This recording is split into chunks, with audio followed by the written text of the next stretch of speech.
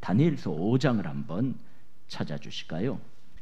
다니엘서 5장 1절로 4절까지의 말씀을 먼저 보겠어요. 참 지난 날이 오늘의 우리의 모든 거울이 된다고요. 참 오늘날의 세상이 이와 같습니다. 하나님 무시하고 하나님 멸시하고 조롱하고 하나님의 거룩하신 뜻을 한낱 상상, 추상적인 생각의 하나로 다 그저 밀어넣는 세상입니다. 1절 벨사살 왕이 그의 귀족 몇 명을 위하여 1000명을 위하여 큰 잔치를 베풀고 그 1000명 앞에서 술을 이제 거나하게 마시고 있습니다. 2절 다 같이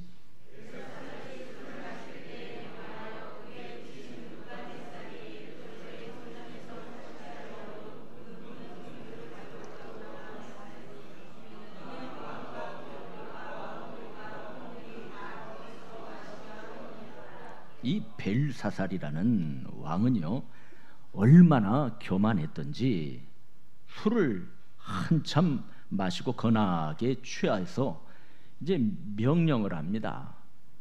느부갓네살이 예루살렘 성전에서 가지고 온 은, 금 모든 그릇을 가져오라 명했습니다. 하나님을 섬기기 위해서 만들어진 그 그릇에다가 뭘 따라 마셨어요? 술 따라 마셨습니다. 요 오늘날하고 똑같지 않습니까? 자, 3절 말씀 이에 예루살렘 하나님의 성소 중에서 탈취하여 온 금그릇을 가져오매 왕이 그 귀족들과 왕후들과 후궁들과 더불어 그것으로 마시더라. 4절 다 같이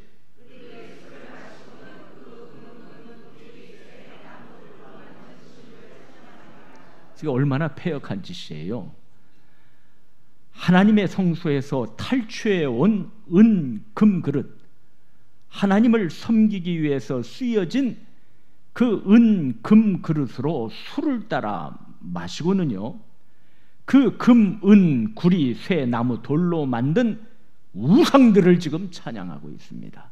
이 짓을 한 자가 벨사살 왕이요 또 오늘날의 작금의 세상의 현실 아니겠습니까?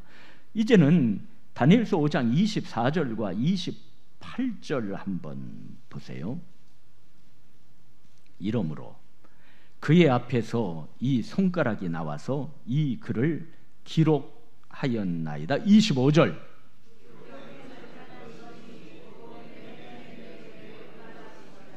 귀인 1000명과 더불어 잔치를 베풀고 이러한 참남한 짓을 하는데 갑자기 손가락이 나타나서 메네메네 데겔 우바르신이라는 글을 썼습니다. 26절 그 글을 해석하건대 메네 하나님이 이미 왕의 나라의 시대를 세워서 그것을 끝나게 하셨다 하며 다니엘에 지금 해석이 들어가고 있습니다. 하나님은 세어보고 손가락으로 다 한번 세어보고 그것을 끝낸다는 것입니다. 마감한다는 말이죠. 27절 다 같이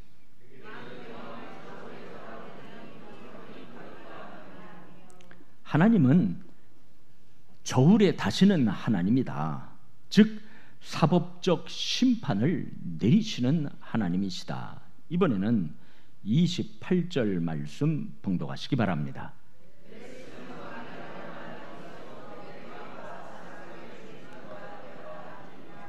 그 사법적 심판은 어떠한 것이냐?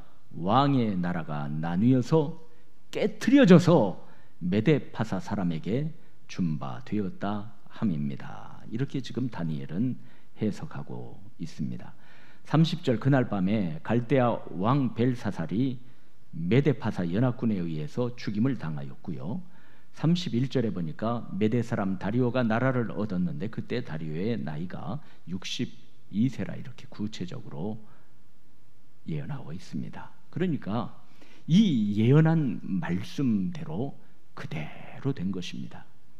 자, 다시 한번 이사야 21장 찾아주시기 바랍니다.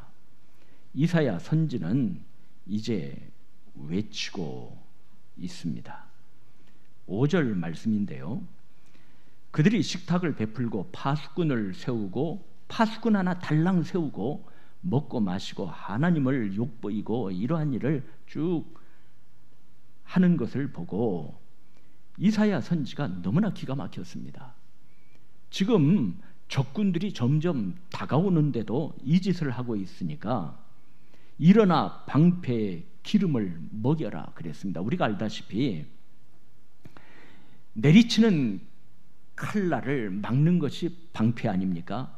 그래서 그 칼날이 비껴가도록 방패에 기름칠을 했습니다. 그래야 칼날이 그저 제대로 방패에 박히거나 방패를 뚫을 수가 없죠. 칼날이 비껴가도록 전장전에는 반드시 방패에 기름칠을 했습니다. 기름이라도 좀 칠해다오. 기름을 칠하는 것은 전쟁을 앞둔 자들의 기본적인 일이었습니다. 얼마나 한심했든지 누가 방심하지 말라고 지금 소리를 친 것입니다. 이제 선지자는 하나님의 파수꾼으로 세움을 받습니다. 6절이지요. 다 같이 봉독하시기 바랍니다.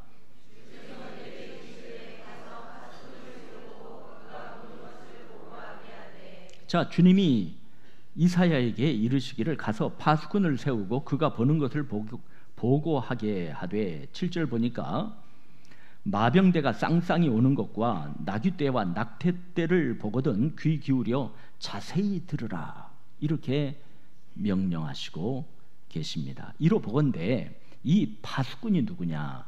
하나님에 의해 세워진 선지자 자신인 것처럼 보입니다. 사랑하는 사명의 동력자들이요, 하나님께서는 뜻하신 선하신 역사를 하나하나 이루어 가십니다.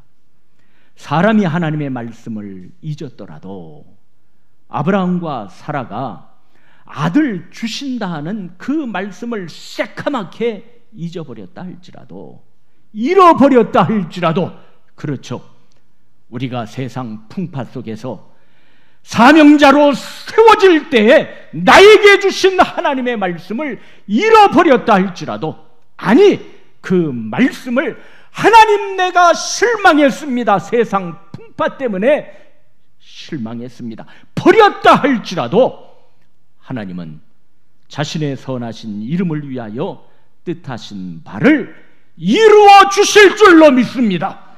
그것이 창세기 15장에 쪼갠 고기 사이에 홀로 지나가신 하나님의 사랑이요 역사 아니겠습니까? 예컨대 마치 430년의 애굽에서의 생활 속에서 모든 것을 잃고 노예로 살아가는 이스라엘 백성에게 하나님은 침묵하시는 것처럼 보였습니다. 하나님이 어디 계셔? 하나님이 계시면 이렇게 우리가 노예 생활 속에 고생을 해? 하나님은 아니 계셔. 하나님이 침묵하시는 것처럼 보입니다. 그러나 하나님은 끝까지 여러분 침묵하셨습니까? 침묵 기간 동안 여러분 대답해 보세요. 누구를 훈련시켜 준비해 주셨어요? 모세를 훈련시켜 준비시켜 주셨고, 모든 여건을 정하신 뜻 가운데 하나하나 추진하셨습니다. 우리도 계획을 세우고 하나하나의 일을 도모하지 않습니까? 그러나 하나님은 정하신 뜻을 세우시고 그것을 이루기 위해서 우리는 좁은 테두리에서 어떻게 하면 이것이 될까, 어떻게 하면 도모될까 하지만은 하나님은 천지를 진동시키사 그 정하신 뜻을 이루실 줄로 믿습니다. 그리고 하나님의 정하신 때가 되니 하나님은 그 침묵을 깨뜨렸습니다. 애굽의 10가지 재앙을 쏟으셨습니다. 택하신 백성을 그로 인하여 구원하신 것 아닙니까? 침묵하시는 하나님을 보고 하나님이 언제 우리를 위해서 역사하실까? 그럴 필요도 없었습니다. 하나님의 때가 되니 물이 피가 되고 개구리가 올라오고 티끌이 이가 되고 파리가 가득하고 가축의 죽임이 있고 악성 총기가 갑자기 생기고 갑자기 마른 하늘에서 우박이 떨어지고 메뚜기가 땅을 덮고 어두움이 온 땅을 삼켜버렸습니다. 그리고 마침내 처음 난 것들을 하나님의 천사가 다 쳐버렸습니다. 출애굽기 제12장 40절로 42절입니다. 이스라엘 자손이 애굽에 거주한 지 몇 년이라 아브라함에게 나타나셔서 말씀하신 하나님, 4대 만에 다 돌아오게 될 것이다. 하나님의 때가 가까웠다는 것입니다. 되었다 하는 것입니다. 하나님의 때는 잠시 틈도 없습니다. 41절에 보니까 430년이 끝나는 그날에, 무슨 말입니까? 스스로 계신 하나님께서 작정하신 바로 그 시점에 여호와의 군대가 다 애굽 땅에서 어떻게 했어요? 나왔은즉 이 밤은 그들을 애굽 땅에서 인도하여 내심으로 말미암아 여호와 앞에 지킬 것이니 이는 누구의 밤이라? 여호와의 밤이라. 하나님께서 작정하신 그 기간이 되는 그 밤이라는 것입니다. 그 밤에 이스라엘 자손이 다 대대로 이 밤을 지킬 것이라 명령하고 있습니다. 로마서 13장에는 말씀하셨습니다. 또한 너희가 이 시기 알거니와 자다가 깰 때가 어떻게 되었어요? 벌써 되었으니 이는 이제 우리의 구원이 처음 믿을 때보다 가까웠음이라 그랬습니다.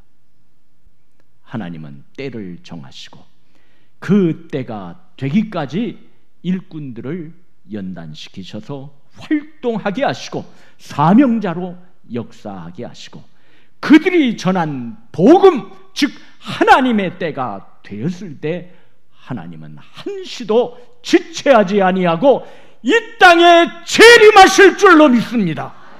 베드로 사도는 그의 첫 번째 편지글에서 다음과 같이 말했습니다. 1장 13절이죠. 그러므로 너희 마음의 허리를 동이고 근신하여 예수 그리스도께서 나타나실 때에 너희에게 가져다 주실 은혜를 온전히 바랄지어다 라고 했습니다. 자, 다시 한번 돌아가실까요? 이사야 21장 이번에는 6절입니다. 6절 말씀에 하나님께서 일꾼을 세우시고 그가 보는 것을 보고하게 하셨습니다. 7절 다 같이 봉독해 주세요.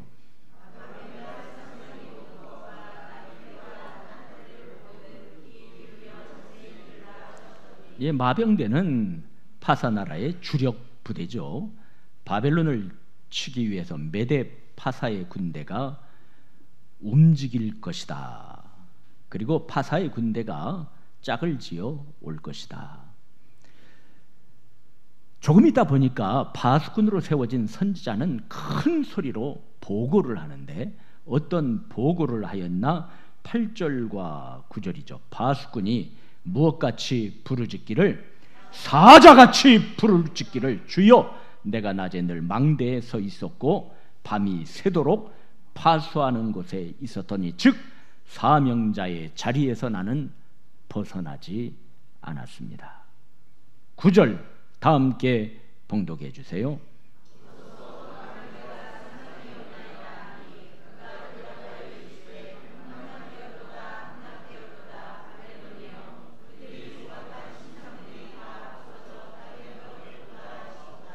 이제 선지자는 하나님께 보고를 드리고 있습니다. 마병대가 쌍쌍이 오고 있습니다.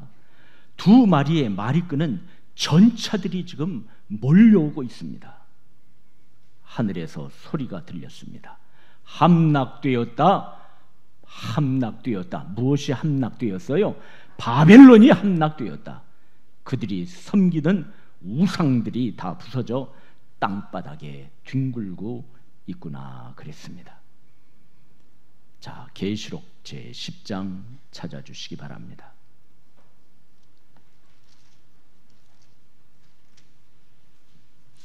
계시록 제10장 5절로 7절까지의 말씀이 되겠습니다.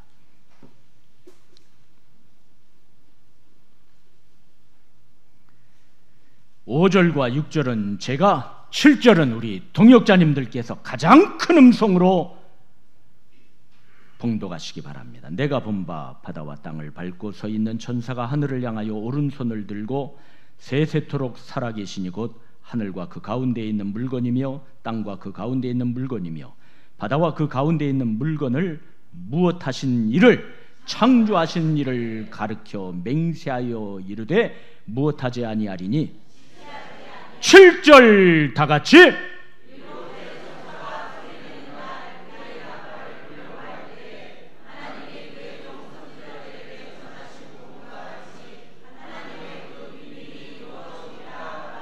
할렐루야.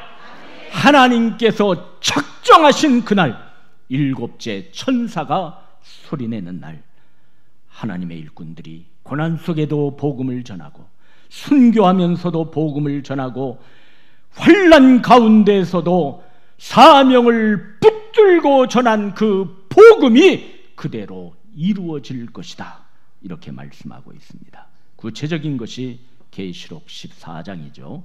계시록 14장 8절 말씀 다 함께 봉독하시기를 바랍니다.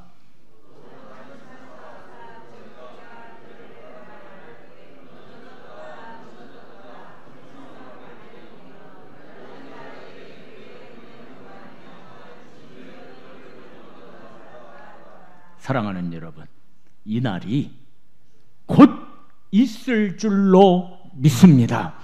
그러니 우리는 받은 바 사명을 굳건히 붙잡고 나를 바라보지 말고, 여러분, 나 바라보고요 비교하고 살다가는 그거야말로 시쳇말을 빌리면 꽝입니다. 우리가 바라볼 것은 나를 사명의 일꾼으로 불러주신 누구만을 바라봐야 돼요? 하나님을 바라보고 그 하나님을 앙망하면서 우리는 전진할 것입니다. 이사야 21장 9절 보소서 마병대가 쌍쌍이 오나이다. 그가 대답하여 가라사대 함락되었도다 함락되었도다 바벨론이요, 그들이 조각한 신상들이 다 부서져 땅에 떨어졌다 그랬습니다. 눈에 보이는 나라만 함락된 것이 아니라 그 뒤에 바벨론의 배후에서 바벨론을 조성한 사탄을 깨트려 버리신다는 것입니다. 여호와 그는 하나님이시로다. 여호와 그는 하나님이시로다. 그분은 천지의 창조자, 권능자, 주관자시라. 거짓 것들은 다 깨어져라, 부서져라, 없어져라, 물러가라는 것입니다. 우리는 이 날을 바라보고 있습니다. 하나님께서는 바벨론의 멸망은 눈에 보이는 제국의 멸망뿐만 아니라 하나님께서 바벨론 배후에 있는 사탄의 세력을 치신다는 것입니다. 앞으로도 마찬가지일 줄로 믿습니다. 자, 예레미야 50장을 한번 찾아봐 주시기 바랍니다.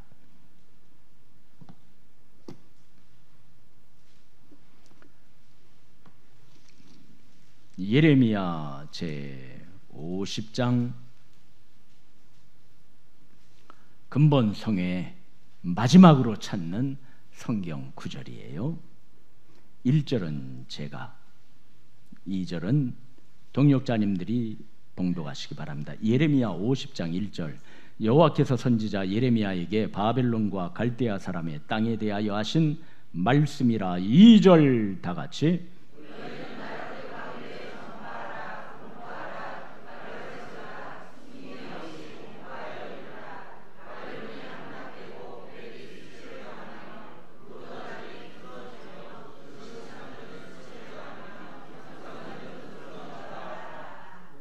주께서 말씀하셨습니다.